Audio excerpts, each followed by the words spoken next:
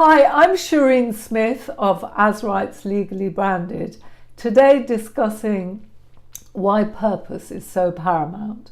Last week, in why I've set up a second business and expect to crush it as an entrepreneur, I highlighted the trend nowadays for baby boomers to set up new businesses. Far from wanting to retire, I explained my reasons for wanting to continue working for many, many more years. In fact, I've even started a second business, As Rights International, because I want an even greater sense of fulfillment and purpose from my work. I see exciting new ways to contribute to the world and deliver added value.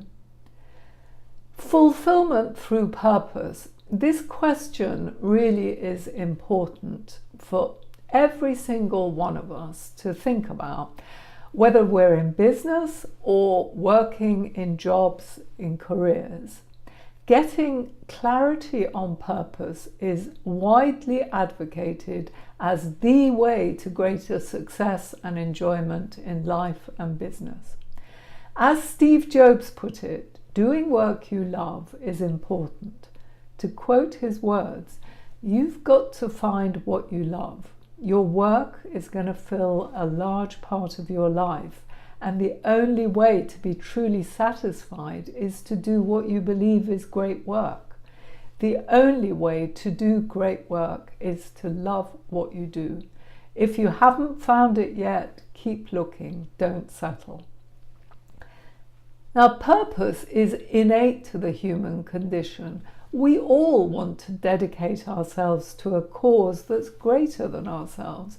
Doing so contributes to our need for significance and meaning. I suspect the trend for baby boomers to start new businesses rather than retiring is partly driven by this need to contribute towards a higher quest.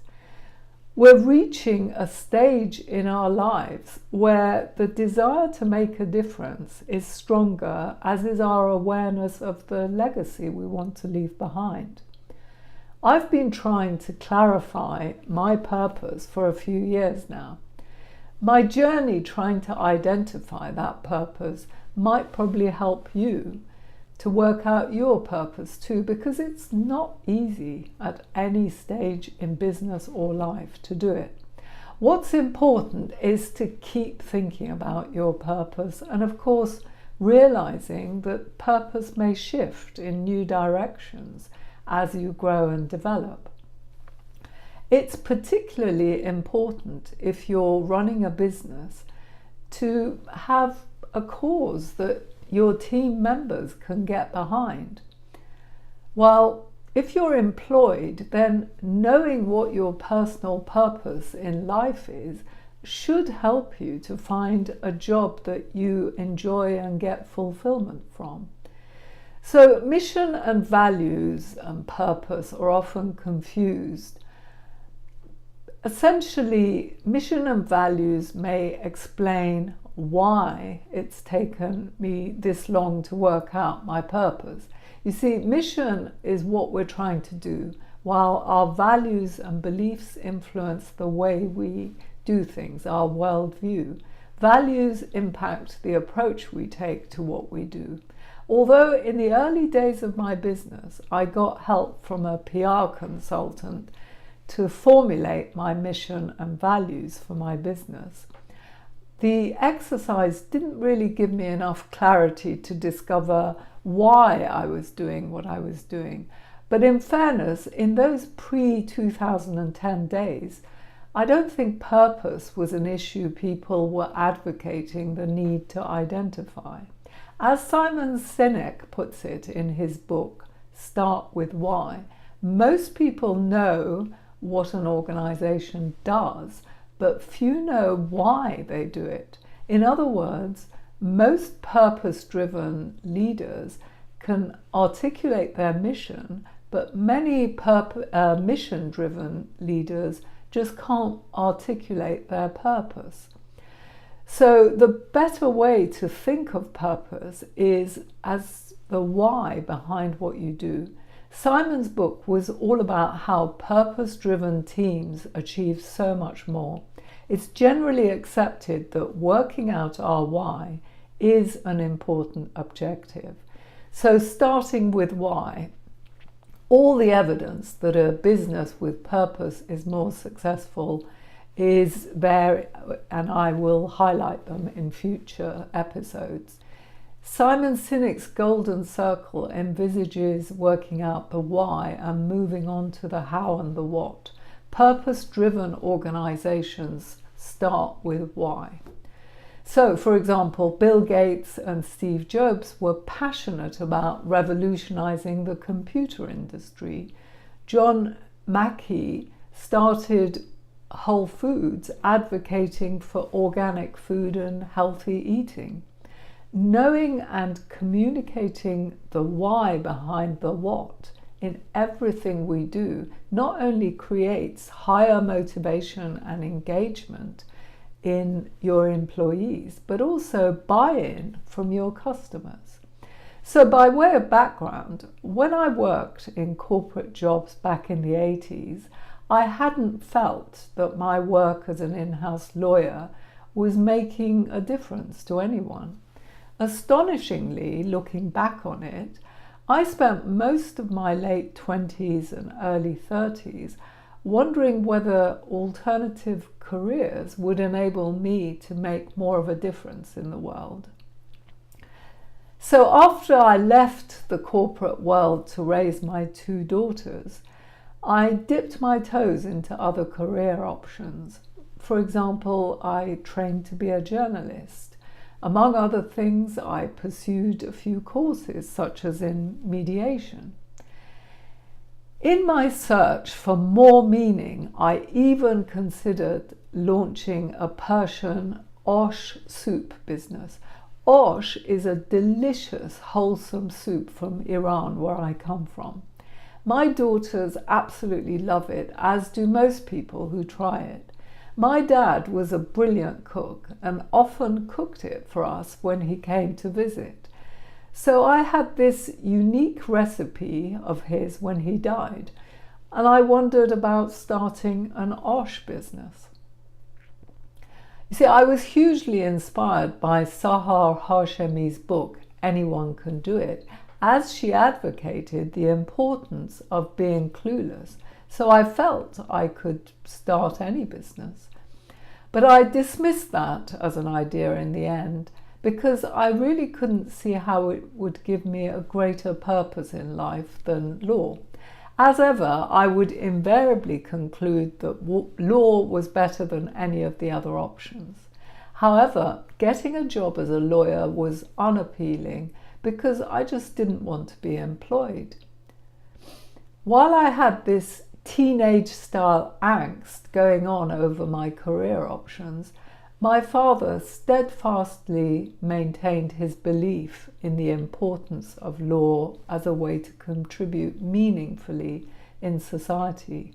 He had always suggested I just start up my own law firm, which I dismissed out of hand. Apart from anything, the idea of opening my own law firm was extremely daunting. When my father died, I suddenly heard his advice in a way I'd not done when he was alive. Perhaps I just grew up. His death was certainly a catalyst and turning point in my life. His words resonated, and soon afterwards I founded my law firm. Now, the legal work I do for small businesses is different to the legal work I'd done before for large companies. So with some of the work, I do feel that I'm making a real difference in people's lives. But I felt that simply using my legal skills and knowledge only partially helps people. I needed to expand and go beyond the nitty-gritty details of law. Nevertheless, it was wise of my father to suggest setting up a law firm, because I fell in love with entrepreneurship. My business was totally absorbing to me, so that it sustained me over the years. But it wasn't until recently that I could sense where my purpose lay clearly enough to be truly inspired by it. What helped also was the relaxation of the rules by my regulatory body, allowing us lawyers to have separate businesses. So, as Rights International Limited, I knew last year when I was embarking on this new business that I wanted to widen my remit to include more than purely intellectual property legal work. I wanted to take a much more international perspective on law than the legal work I do in a law firm permits. I felt increasingly limited and hemmed in, focusing on UK intellectual property law and just this one aspect of business, when there were so many related areas such as brand naming, positioning, brand strategy, and doing business online that are hugely relevant to whether a business succeeds and can expand its brand sufficiently to take advantage of its intellectual property. So I want to help businesses to succeed by increasing their confidence and sense of security and inspiring them. Law on its own doesn't allow me to do that, but it plays a big part. What's more, I'm now well equipped to offer wider help than purely intellectual property law. So I knew that my purpose wasn't simply law in the narrow sense of that word, but law and business in terms of the context of law in business, which necessarily involves a broader scope for me as a lawyer. As Rights International goes beyond my core skill of law. I set up specifically because I wanted to extend my remit into related areas such as branding, marketing, leadership, online business, and even personal development. Now, my journey may help you work out your purpose. Purpose has to be this high-level aspirational reason for existing and acting in your business. Even after reading Simon Sinek's great book, Start With Why, twice, 5 years ago, I still couldn't articulate my why and didn't know how to inspire my team members. That's probably because I was just thinking about As Rights, the law firm, rather than the bigger role that As Rights as a business, two businesses, could play in the world. So it's a big puzzle for many entrepreneurs trying to work out their why. And I've seen some lame whys being touted on Facebook by people announcing that their why is their wife and children. I mean, that's not a purpose that will motivate your team members who are involved in your business, nor will your customers be moved to choose you over your competitors that, your why is your wife and children. So the search for why should therefore continue for those individuals. I knew that I loved entrepreneurship. Indeed, for years, I believed it was entrepreneurship that gave me my purpose, and that if I wasn't in a law business, then I'd be in another business which would engage me equally well because it was business. Nor was money a big motivator for me, actually. It obviously plays a big part because the money has to pay your bills and sustain your message. However, it's not the most important reason why I want to continue working. Also, I was aware that it was hardly going to motivate my team members that I loved entrepreneurship. In future updates, I'll explain how to translate purpose within an organization as well as externally to customers and others.